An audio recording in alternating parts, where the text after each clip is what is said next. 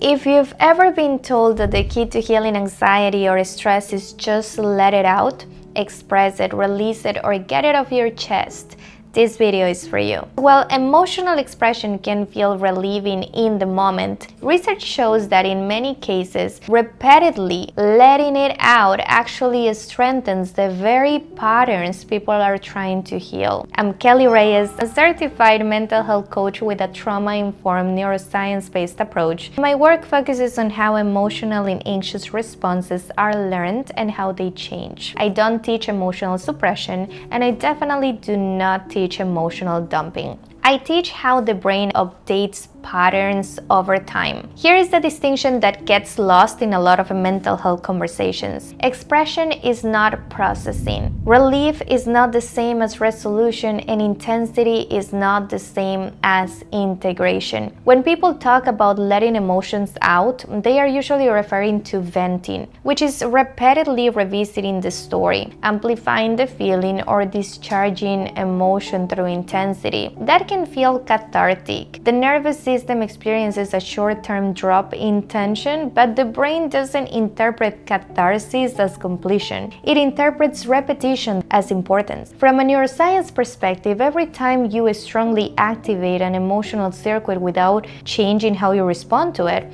the circuit becomes more efficient. The brain learns this pathway matters.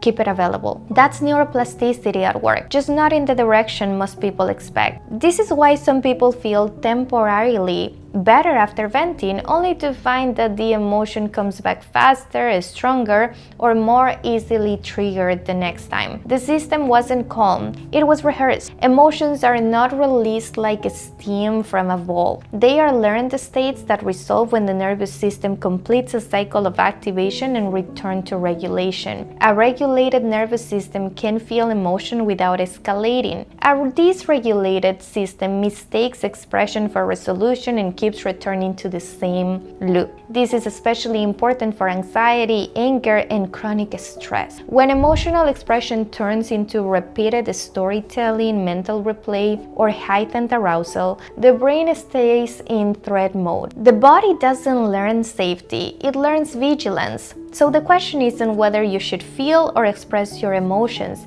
The question is how. Processing emotion means staying present with the sensation without amplifying it, escaping it, or feeding it a story that keeps the nervous system activated. It means allowing emotion to rise and fall while the body remains regulated enough to signal safety. This is why regulation has to come before expression. If the body is already highly activated, expressing emotion tends to escalate rather than resolve. If your body is regulated, emotion can move through without reinforcing the circuit. A practical way of thinking about this is volume versus capacity. High emotional volume with low nervous system capacity leads to overwhelm. Moderate emotional activation with a strong regulation leads to integration. This is also why constant encouragement to feel more, express more, or release more can backfire for people with anxiety or trauma stories. Their system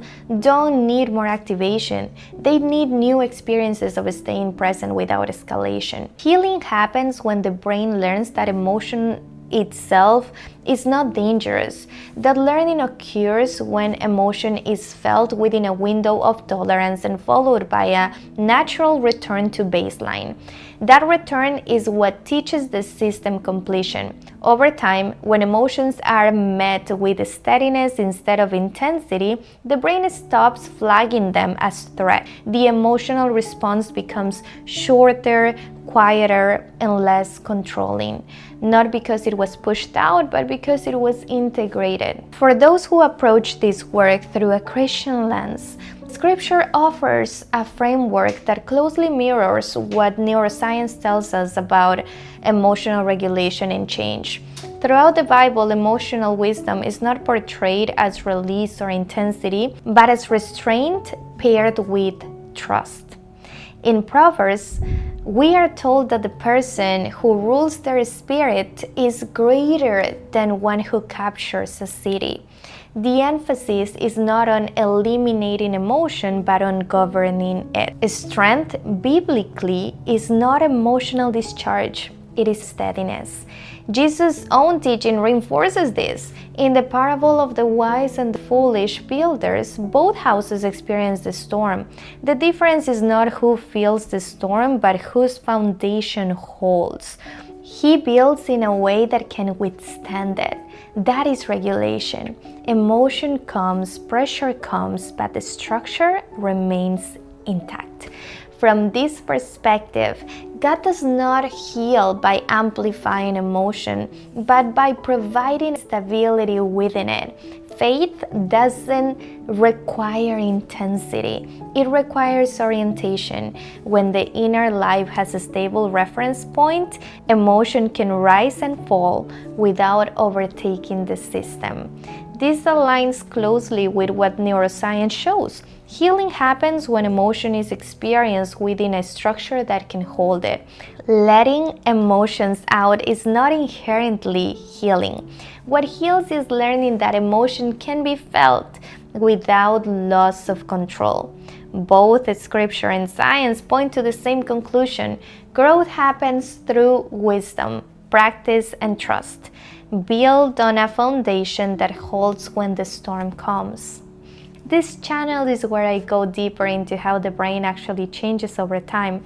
I focus on what research shows about regulation, anxiety, and emotional patterns without shortcuts or oversimplification. If you want to keep learning this way, you're welcome to subscribe. Thank you for spending your time here. I'll see you in the next video.